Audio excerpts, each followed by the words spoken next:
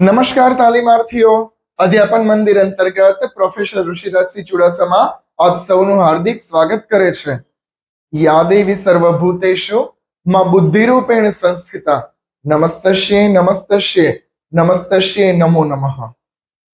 કેટલી સુંદર મજાની વાત કરી વેદના આ શ્લોકની અંદર કે પરમ તત્વ પરમાત્મા જે છે એ સૌ ચરાચર જગતમાં જે કોઈ જીવો છે એ બધામાં માનવીઓમાં બુદ્ધિ રૂપે સ્થિર થાય એવા પરમાત્માને અમે નમન કરીએ છીએ. તાલીમાર્થીઓ, સૌ પ્રથમ તો બુદ્ધિ જે છે એ મનુષ્ય એક એવો જીવ છે, વ્યક્તિ એક એવો આપણે એમ કહીએ ને કે અલાયદો જીવ છે કે જેને ઈશ્વરે બુદ્ધિ પ્રદાન કરી છે. અને તાલીમાર્થીઓ, બુદ્ધિ જે છે એ મુખ્ય છે. આપણને સૌને ખ્યાલ છે જીવનની અંદર વિકાસ કરવા માટે, સારી રીતે જીવન જીવવા માટે, જીવનના ઘડતર તરીકે બુદ્ધિ તત્વ અતિ મહત્વનું છે. આપણા મનોવિજ્ઞાનની અંદર, ચાઇલ્ડ સાયકોલોજીની અંદર પણ બુદ્ધિને મહત્વપૂર્ણ સ્થાન આપવામાં આવ્યું છે. PE3 ની અંદર આપણે એકમ બીજું શરૂ કરેલું છે. એકમ 2 ની અંદર 2.1 પૂર્ણ થઈ ગયેલો છે. આજે આપણે વાત કરવી છે 2.2 ની અલગ અલગ અધ્યયનના સિદ્ધાંતો. તાલીમાર્થીઓ, આપણે વાત કરી હતી કે અધ્યયનના સિદ્ધાંતો અંતર્ગત મનોવિજ્ઞાનના અલગ અલગ જે કોઈ સિદ્ધાંત શાસ્ત્રીઓ છે, જે કોઈ પ્રણેતાઓ છે, તેમના મંતવ્યો, તેમના પ્રયોગો અને તેમના રિસર્ચને અહીં સ્થાન આપવામાં આવ્યું છે. 2.2 ની અંદર આજે વાત કરવી સ્કિનર નામના મનોવૈજ્ઞાનિક છે, જેમણે કારક અભિસંધાન આપેલો છે. કારક અભિસંધાનનો સિદ્ધાંત, તેનો નિયમ, તેનો પ્રયોગ આપણે 2.2 ની અંદર જોવાનો છે. મિત્રો, સૌ પ્રથમ આપણે પ્રસ્તાવના અંતર્ગત સ્કિનરની વાત કરીએ. સ્કિનર જે છે એ પાશ્ચાત્ય દેશના સારામાં સારા એવા મનોવૈજ્ઞાનિક છે. અને સ્કિનર જે છે તેમણે 1904 આ કારક અભિસંધાનનો સિદ્ધાંત પ્રસિદ્ધ કર્યો હતો.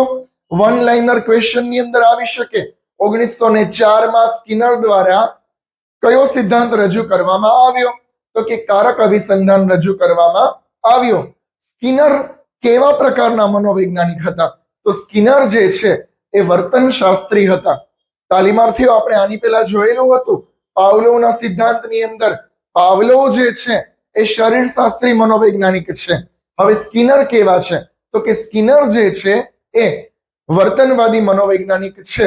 એટલા માટે જ મિત્રો આપણે જોઈએ એમના સિદ્ધાંતનું નામ કારક અભિસંધાન. કારક એટલે કોઈ પણ કારક, કારણ, કોઈ કાર્ય, કોઈ ક્રિયા ને જે સંબોધે છે તેને કહેવામાં આવે છે કારક અભિસંધાન. અભિસંધાન મનોવિજ્ઞાનની અંદર આપણે જોયું કે જે ના દ્વારા કોઈ પરિસ્થિતિ, કોઈ વ્યક્તિ, કોઈ વસ્તુ સાથે એક અટેચમેન્ટ જોવા મળે, જે જોડાણ જોવા મળે, તેને અભિસંધાન કહેવામાં આવે છે.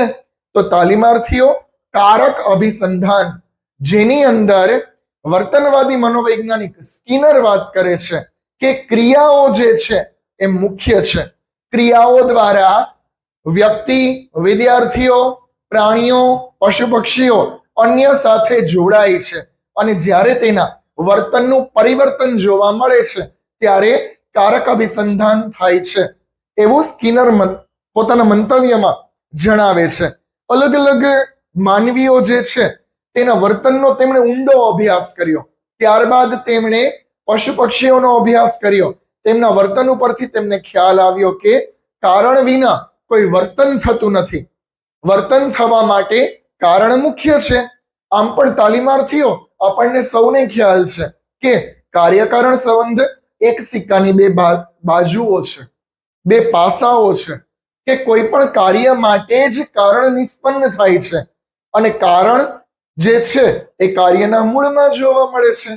તો આ રીતે કારક અભિસંધાનની અંદર ક્રિયાઓ, કાર્ય એક્ટિવિટી મુખ્ય છે કે જેના દ્વારા વર્તનમાં પરિવર્તન જોવા મળે છે. તે જ કારક અભિસંધાનનો મુખ્ય હેતુ છે. આપણે જોઈએ તો જે ક્રિયાઓમાં પ્રતિચાર દ્વારા બદલો મળે તે ક્રિયા પ્રતિચારની જ્યારે સુદ્રઢક બને છે ત્યારે તેને કારક અભિસંધાન કહેવામાં આવે છે. ક્રિયાઓ દ્વારા પ્રતિચાર જોવા મળે છે. તાલીમાર્થીઓ મનોવિજ્ઞાનની અંદર પ્રતિચાર એટલે તો ક્રિયાઓ દ્વારા અલગ અલગ પ્રતિચાર મળે છે. હવે પ્રતિચાર જે છે એમાં સુદ્રઢકો મુખ્ય છે. સુદ્રઢકો ઇન ધ સેન્સ કે ફીડબેક, આપણે ફીડબેક આપીએ છીએ જે તેને સુદ્રઢકો કહેવામાં આવે છે. તો ક્રિયાઓ દ્વારા જે સુદ્રઢકો જોવા મળે છે તેમાં પ્રતિચાર મુખ્ય છે અને એમાં જે વર્તનમાં પરિવર્તન થાય એ કારક અભિસંધાન ગણાય. કારક અભિસંધાન એવા પ્રકારનું અધ્યયન છે જેના પ્રતિપોષણને પ્રતિચાર મળવાની શક્યતા વધે છે. કારક અભિસંધાન કેવું વર્તન છે તો કે જેમાં ખાસ કરી અને પ્રતિપોષણને પ્રતિચાર મળવાનું યોગ્ય છે. પ્રતિપોષણ અને પ્રતિચાર. પ્રતિપોષણ એક આપણે તેને કહીએ કે સારું વર્તન છે, ખરાબ વર્તન છે, એમને કાર્ય કરવા માટે દોરીએ એ પ્રતિચાર, અને પ્રતિપોષણ એટલે તેમને તે પ્રકારે જણાવવું, જાણ કરવી, એક ફીડબેક આપવા. તો કારક અભિસંધાનની અંદર જેવું એ લોકોને પ્રતિપોષણ આપવામાં આવે એ પ્રકારે વર્તનમાં પરિવર્તન જોવા મળે છે. એ જ કારક અભિસંધાનનો મુખ્ય હેતુ છે.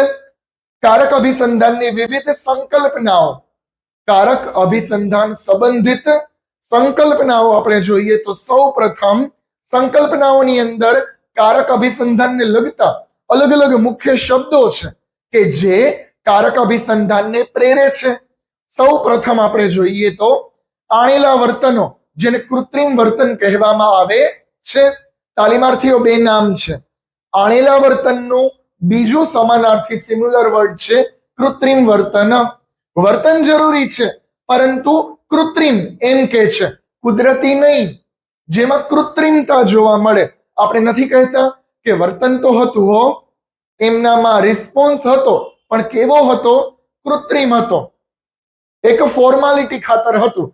એને કહેવામાં આવે છે આણેલા વર્તન અથવા કૃત્રિમ વર્તન, જેમાં ખાસ કરી અને લાળ જરવી, હૃદયના ધબકારા વધવા, ભયની લાગણી અનુભવવી, હાથ ખડા કરવા, આવી વગેરે જે કોઈ પણ પ્રકારની વસ્તુઓ છે તે કૃત્રિમ વર્તન જોવા મળે છે.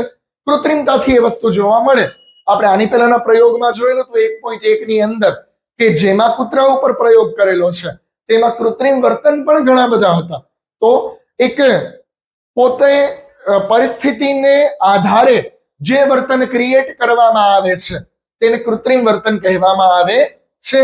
ત્યારબાદ બીજી સંકલ્પના આપણે જોઈએ તો આપન્ન વર્તનો. આપન્ન વર્તન એટલે કુદરતી વર્તન જેને કહેવામાં આવે છે, પોતે કુદરતી રીતે જોવા મળે.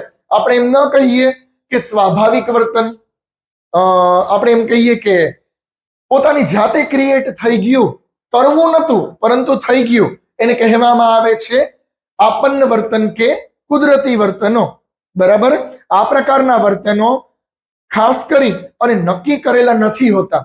આમાં નક્કી કરવાની કોઈ વાત ના હોય, એ ઓટોમેટિકલી થઈ જાય. જેમ કે મનુષ્યોની અંદર આપણે વાત કરીએ તો વાંચવું, લખવું, ખાવું, પીવું, સૂવું, બેસવું, ઉઠવું, ચાલવું, આ બધા જે વર્તનો છે એ સ્વાભાવિક છે, જેને આપણે સાહજિક પણ કહી શકીએ.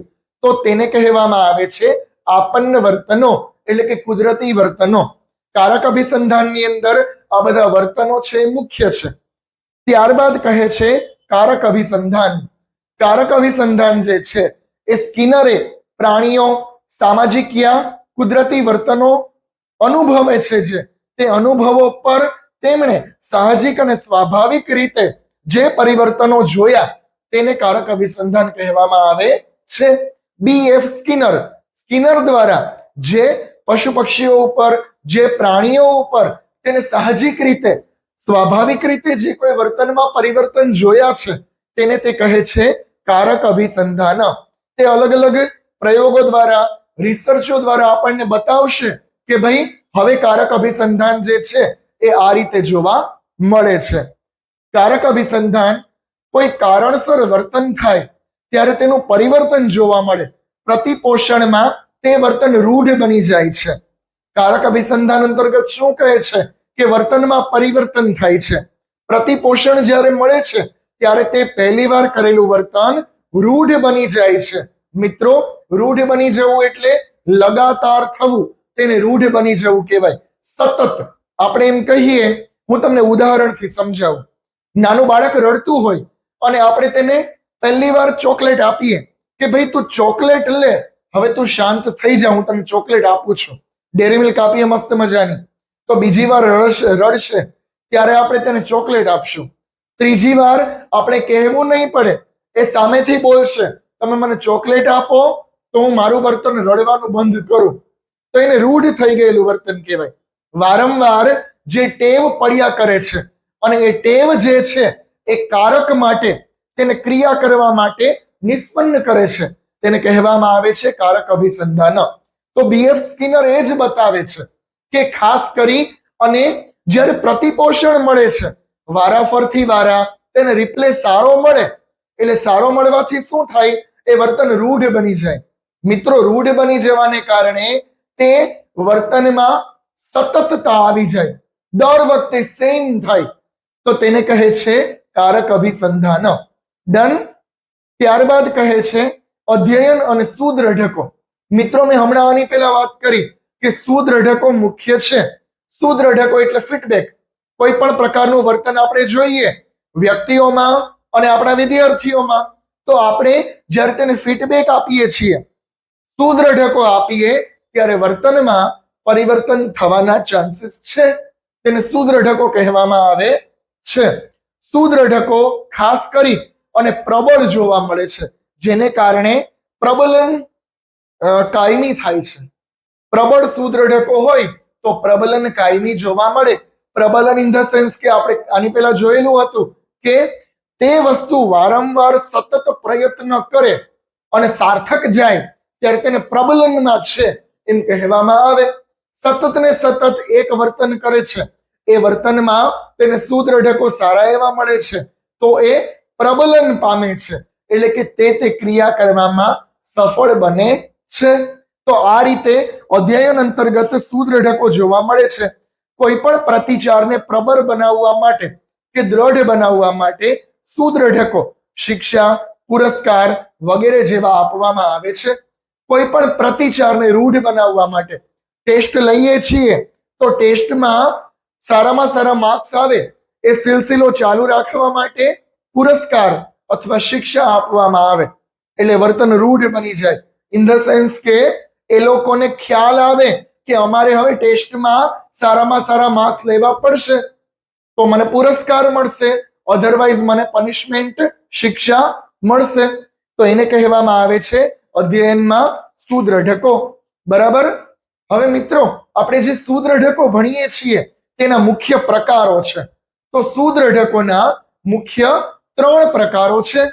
આપણે કારક અભિસંધાન અંતર્ગત જે સુદ્રઢકો ભણવાના છે તેના પ્રકારો મુખ્ય છે.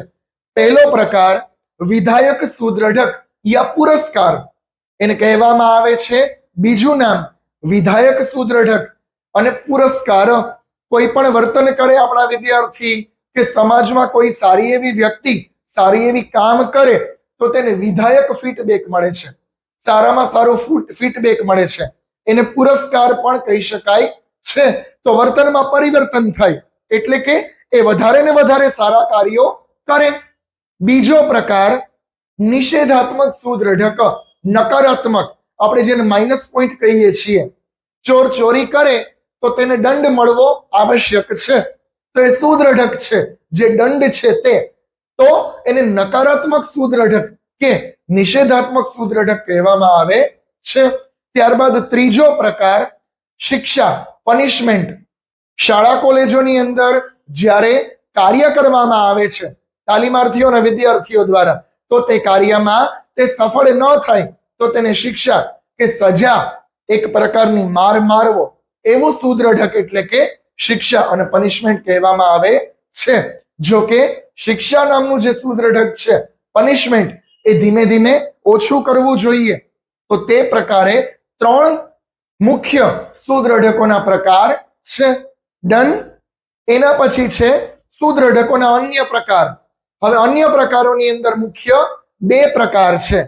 પ્રાથમિક સુદ્રઢકો. તાલીમાર્થીઓ, પ્રાથમિક સુદ્રઢકો આમ આપણે કહીએ કે પ્રાઇમરી લેવલના ફીડબેક, જેને પ્રાથમિક સુદ્રઢકો કહેવામાં આવે છે, જેમાં ખાસ કરી અને ભૂખ, તરસ અને જાતીયતા છે. જેમ કે જરૂરિયાત, આપણે એમ કહીએ કે હવે તો એ જરૂરી છે વ્યક્તિઓ માટે. સામાન્ય જરૂરિયાતો રોટી, કપડા ઓર મકાન, એ રીતે ભૂખ, તરસ, જાતીયતા એ હરેક પ્રાણીઓની એક સામાન્ય પ્રાથમિક સુદ્રઢકો ગણાવી શકાય. બીજો પ્રકાર આપણે જોઈએ તો દ્વિતીય કક્ષાના સુદ્રઢકો. સેકન્ડ લેવલના દ્વિતીય કક્ષાના સુદ્રઢકોની અંદર મેઇન જરૂરિયાતમાં કઈ તો કે માન સન્માન, પ્રતિષ્ઠા, ધનની પ્રાપ્તિ, હોદ્દો વગેરે. હવે જે દ્વિતીય પ્રકારના સુદ્રઢકો છે તાલીમાર્થીઓ, એ કમાવવા પડે છે, એ ખુદ બખુદ મળી જતા નથી. તો મુખ્ય સુદ્રઢકોના 3 પ્રકાર અને પેટા પ્રકારની અંદર 2 સુદ્રઢકોના આપણે પ્રકાર જોયા. હવે તાલીમાર્થીઓ આપણે જોઈએ તો અત્યાર સુધી આપણે અલગ અલગ સંકલ્પનાઓ જોઈ કે ભાઈ કારક અભિસંધાન જે છે એમાં આટલા મુખ્ય પોઈન્ટ છે, આટલા મુખ્ય શબ્દો છે, જે સંકલ્પના થ્રુ આપણે સમજ્યા. હવે આપણે સ્કિનરનો કારક અભિસંધાનનો પ્રયોગ જોઈએ. સ્કિનરે કારક અભિસંધાનનો પ્રયોગ કરેલો છે. જો સ્કિનર ભાઈને એટલો સરસ મજાનો વિચાર આવ્યો કે ભાઈ હું વર્તનમાં જે કોઈ પરિવર્તન થાય છે એ માટે એક પ્રયોગ કરું, તો સૌ પ્રથમ સ્કિનરે કબૂતર ઉપર પ્રયોગ કરેલો છે. સ્કિનરનો કબૂતર પરનો કારક અભિસંધાનનો પ્રયોગ આપણે જાણીએ તો તેમણે વર્તનમાં પરિવર્તન લાવવા માટે અભ્યાસના પાત્રોમાં સૌ પ્રથમ કબૂતરને પસંદ કર્યું. પ્રયોગ કઈ રીતે કરે છે તો કે કબૂતરને એક પેટીમાં, લંબચોરસ પેટીમાં ભૂખ્યું રાખવામાં આવે છે. એક લાકડાની લંબચોરસ પેટી છે, તેમાં કબૂતરને ભૂખ્યું રાખવામાં આવે છે. બિચારું સતત ભૂખ્યું છે એવું કબૂતર તે પેટીમાં પૂરવામાં આવે છે. ત્યારબાદ શું કે છે, પેટીમાં એવી અવકાશવાળી એક જગ્યાઓ ગોઠવવામાં આવે છે અને પેટીમાં એવી રચના કરવામાં આવે છે કે જેમાં ચાંચ મારવાની જગ્યા હોય. ઉપર ગોળાકાર ચાવી જેવી વાત છે, ચાવી જેવું કોર્નર હોય, એ કોર્નરની અંદર કબૂતર ચાંચ મારે એવી વ્યવસ્થા પેટીમાં ગોઠવવામાં આવે છે અને પેટીમાં તેને બંધ પૂરી દેવામાં આવે છે. ત્યારબાદ આપણે જોઈએ તો લંબચોરસ પેટીમાં જે ઉપર ગોળાકાર ચાવીનો ભાગ છે તેમાં કબૂતર ચાંચ મારે તો પેલા ખૂણામાંથી આહાર કોષો આવે છે, અનાજ આવે છે. કબૂતરને શરત શું છે કે ગોળાકાર ચાવીમાં ઉપર જો તે ચાંચ મારે તો એક કોર્નરમાંથી એવી વ્યવસ્થા કરવામાં આવી છે કે આહાર કોષો બહાર આવે, એટલે કે ભોજન ત્યાંથી બહાર નીકળે. પણ શરત શું છે, જો ચાંચ મારે તો. હવે મિત્રો આપણે આગળ જોઈએ. પ્રયોગ બહુ સરસ છે. આ વસ્તુ આ રીતે ગોઠવી દેવામાં આવે છે. ત્યારબાદ ખોરાક મેળવવા માટે ભૂખ્યું કબૂતર આમ તેમ તરફડિયા મારે છે પેટીમાં. પેટીમાં આમ તેમ કબૂતર આટા ફેરા કરે છે કે ક્યાંકથી મને ખોરાક મળે, બહુ ભૂખ્યું છે એટલા માટે. ત્યારે તે બધી જગ્યાએ ચાંચો મારે છે. ચાંચ મારવાને કારણે અનાયાસપણે, આકસ્મિક રીતે તેને તે ઉપરની જે ગોળ ચાવી છે, ચાવીમાં ચાંચ લાગી જાય છે. ચાવીમાં ચાંચ લાગી એટલે કોર્નરમાંથી આહાર કોષો બારે આવ્યા, દાણાઓ બારે આવ્યા, અનાજ બારે આવ્યું. તો અનાજ બારે આવ્યું એટલે કબૂતર હરખાઈ ગયું અને દાણા તરત જ ખાઈ લીધા. તો આ રીતે કબૂતર બીજી વાર ચાંચ મારે છે, ત્યાં વળી દાણા બારે આવ્યા, કબૂતરે ખાઈ લીધા. ત્રીજી વાર ચાંચ મારે છે, દાણા ખાઈ લે છે. તો વારંવાર તે વર્તન કરે છે. કયું વર્તન કરે છે કે ચાવીમાં ચાંચ મારવાનું. એને ખબર છે એના વર્તનમાં પરિવર્તન જોવા મળે છે કે હવે ચાંચ મારવાને કારણે આહાર કોષો બાળે આવશે અને એની ભૂખ જે છે એ સંતોષાશે. તો એના વર્તનમાં આ પરિવર્તન જોવા મળે છે તેને કહેવામાં આવે છે કારક અભિસંધાન. અલગ અલગ વ્યક્તિઓમાં અને વિદ્યાર્થીઓમાં પણ આ કબૂતરની જેમ વારંવારિકતા આવે છે. વારંવારિકતા એટલે કે રિપીટ કરવું, આપણે જેને કહ્યું સતત કરવું, એ કરવાથી એને જો પ્રતિપોષણ સારું મળે, ફીડબેક સારો મળે, તો તે વારંવાર એ કરે છે એટલે વર્તન કેવું રૂઢ બની જાય છે. તેને કહેવામાં આવે છે કારક અભિસંધાન. તો આ રીતે BF સ્કિનર જે છે તે કબૂતરનો પ્રયોગ દર્શાવે છે. ત્યારબાદ બીજો પ્રયોગ દર્શાવે છે ઉંદર પરનો પ્રયોગ. ઉંદર પરના પ્રયોગની અંદર પણ સ્કિનર શું કરે છે, ઉંદરના વજન જેટલું કે ઉંદરનું જેટલું વજન છે તેનાથી જ્યારે 50% જેટલું વજન ઓછું ન થઈ જાય ત્યાં સુધી ઉંદરને ભૂખ્યું રાખવામાં આવે છે. બિચારા ઉંદરને પણ એટલું બધું ભૂખ્યું રાખવામાં આવે છે કે એનું 50% અડધું વજન ન થઈ જાય. ત્યારબાદ શું કે છે, લંબચોરસ પેટીની અંદર તે ઉંદરને મૂકવામાં આવે છે. ભૂખ્યા ઉંદરને એટલું વજન ઓછું કરી અને બહુ બિચારું ભૂખ્યું છે એટલે એને તે પેટીમાં પૂરી દેવામાં આવે છે. પેટીમાં થોડો સમય ઉંદર શાંત રહે છે. ત્યારબાદ આમ તે માટા મારે છે, તરફડિયા મારે છે કે ક્યાંકથી મને અનાજ મળી જાય, કારણ કે બહુ જ ભૂખ્યું છે. પેટીમાં એવી રચના કરવામાં આવે છે કે પેટીના એક છેડે હેન્ડલ એવો હાથો મૂકવામાં આવે છે અને બીજા સામેના છેડે એક અનાજની લગતી બારી મૂકવામાં આવે છે કે તે હેન્ડલ આમ દબાવે, હેન્ડલને ટચ કરે તો સામેથી અનાજના કણ બારે આવે. એ ગોળાકાર રીતે એ બારીમાંથી અનાજ આહાર કોષો બારે આવે. તો પહેલા તો ઉંદરને કઈ ખબર હોતી નથી એટલે ઉંદર આમ તેમ ભટકે છે, બધે હાથને પગ મારે છે અને ત્યારબાદ અનાયાસે આકસ્મિક રીતે તેને તે સળિયા ઉપર, તે હેન્ડલ ઉપર તેનો પગ લાગી જાય છે. પગ લાગી ગયો એટલે સામેથી અનાજ બારે આવ્યું, ઉંદર તરત જ ખાઈ ગયો. વળી પાછું તેને સળિયા ઉપર પગ માર્યો, અનાજ બારે આવ્યું, તેને ખાઈ લીધું. આવી રીતે વારંવાર તે વર્તન કરે છે અને અનાજ બારે આવે છે. તો વર્તન કેવું થાય છે, રૂઢ બની જાય છે. એટલે વર્તનમાં જે પરિવર્તન જોવા મળે છે તેને સ્કિનર દર્શાવે છે કે કારક અભિસંધાન જણાય. વારંવાર એ વર્તન કરવાથી તેને પ્રતિપોષણ સારામાં સારું મળ્યું, હકારાત્મક મળ્યું, ફીડબેક સારા મળે એટલે ક્રિયાઓ વારંવાર કરે તો તેને કહેવામાં આવે છે હકારાત્મક વર્તન. તો આ રીતે તે ઉંદર પરના પ્રયોગ પરથી પણ દર્શાવે છે કે કારક અભિસંધાન આ રીતે જોવા મળે છે. તો કબૂતર પરનો પ્રયોગ અને ઉંદર પરનો પ્રયોગ, બે પ્રયોગ દ્વારા તે વર્તનમાં પરિવર્તન થાય છે એ કારક અભિસંધાનથી જણાવે છે. હવે કારક અભિસંધાનનું મૂલ્યાંકન. કારક અભિસંધાનના મૂલ્યાંકનની અંદર મિત્રો મુખ્ય વાત એ જ દર્શાવવામાં આવી છે કે વર્તન લગાતાર થાય, વારંવાર કરવામાં આવે અને પ્રતિપોષણ સારું એવું મળે, ફીડબેક હકારાત્મક મળે તો તે વર્તનમાં પરિવર્તન થઈ અને કારક એનું વર્તન જે છે બદલાય છે, તે તેનું મૂલ્યાંકન છે. ત્યારબાદ આપણે જોઈએ તો કારક અભિસંધાનની મર્યાદાઓ.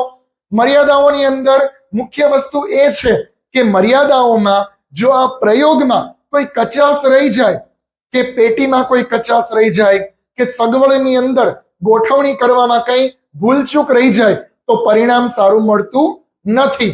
ત્યારબાદ મુખ્ય વાત આપણે જોઈએ તો કારક અભિસંધાનના શૈક્ષણિક ફલિતાર્થો. તાલીમાર્થીઓ, શૈક્ષણિક ફલિતાર્થો મુખ્ય છે કારણ કે આપણે આપણા વિદ્યાર્થીઓ ઉપર આ ફલિતાર્થો અજમાવવાના છે. પહેલું, વિદ્યાર્થીઓ જો પ્રત્યુત્તર સારો આપે, શિક્ષક વર્ગમાં આપણે પ્રશ્ન પૂછે અને પ્રત્યુત્તર જો સારો આપે તો ગુડ, વેરી ગુડ, સરસ, શાબાશ, બેસી જાઓ, એવા આપણે ફીડબેક આપવા જોઈએ, પ્રત્યુત્તર આપવા જોઈએ. તો ખાસ કરી અને વિદ્યાર્થીઓ વિધાયક રીતે તમારા લેક્ચરની અંદર વર્તનમાં પરિવર્તન પામી અને રસ લેતા થશે. ત્યારબાદ શું કહે છે કે ચહેરા પરના હાવભાવો, ગૌણ સુદ્રઢકો જેને માનવામાં આવે છે, એક્સપ્રેશન. વર્ગખંડની અંદર એન્ટર થઈએ તો એક્સપ્રેશન ગુડ હોવા જોઈએ, વિદ્યાર્થીઓ સામે એક્સપ્રેશન ગુડ હોવા જોઈએ. તો તેને કારણે વર્તનમાં પણ ચેન્જીસ જોવા મળે છે. એ કારક અભિસંધાન દર્શાવે છે. વિદ્યાર્થીઓની અલગ અલગ પ્રવૃત્તિઓમાં શાબ્દિક અશાબ્દિક આપણે એને ફીડબેક આપવા જોઈએ. અલગ અલગ જે કોઈ પ્રવૃત્તિઓ છે તેમાં આપણે તેને શાબ્દિક અશાબ્દિક ફીડબેક આપીએ તો કારક અભિસંધાન ગણાય. અલગ અલગ શિક્ષા નકારાત્મકતા જે છે, દંડ છે, પનિશમેન્ટ છે, એવા સુદ્રઢકો ટાળવા જોઈએ. ત્યારબાદ કહે છે અભિસંધાન દ્વારા અંધશ્રદ્ધા ભયની લાગણી દૂર કરી શકાય છે. નવા નવા વિદ્યાર્થીઓ હોય તો તેને આપણે અભિસંધાનથી આત્મીયતા કેળવી શકાય, એને ભયની લાગણી દૂર થાય છે. વિદ્યાર્થીઓમાં સુયોગ્ય વર્તન ટેવો વિકસાવી અને અયોગ્ય વર્તનની ટેવોને નકારી શકાય છે. સારા એવા વર્તનની ટેવ આપણે ઉપસાવી શકીએ છીએ. અને કારક અભિસંધાન દ્વારા સમાજ વ્યક્તિ પ્રત્યેનો પ્રેમ આપણે કેળવી શકીએ છીએ. આ કારક અભિસંધાન દ્વારા સમાજ અને વ્યક્તિઓ પ્રત્યે જે કોઈ પણ પ્રકારનો પ્રેમ છે એ આપણે કેળવી શકીએ છીએ. તો તાલીમાર્થીઓ 2.2 અહીંયા પૂરું થાય છે. કારક અભિસંધાન, તેની સંકલ્પના, અર્થ, તેની વ્યાખ્યાઓ, કારક અભિસંધાનની અલગ અલગ શબ્દો જે સંકલ્પનાની અંદર આપણે જોયેલા છે. કારક અભિસંધાનના 2 પ્રયોગ, કબૂતર પર અને ઉંદર પર, તેની મર્યાદાઓ, તેનું મૂલ્યાંકન અને તેનો વર્ગખંડમાં વિનિયોગ, એટલે ખાસ કરી અને તેના શૈક્ષણિક ફલિતાર્થો. આ રીતે આપણે 2.2 પૂરું કરીએ છીએ. તમને કોઈ પણ ને કાંઈ પણ ન સમજાય તો તમે મને કમેન્ટ કરી અને જણાવી શકો છો. આવા જ વિડીયો જોવા માટે, શિક્ષણની માહિતીઓ મેળવવા માટે મારી ચેનલને લાઈક અને સબસ્ક્રાઇબ કરો. ત્યાં સુધી સૌનો આભાર. Thank you.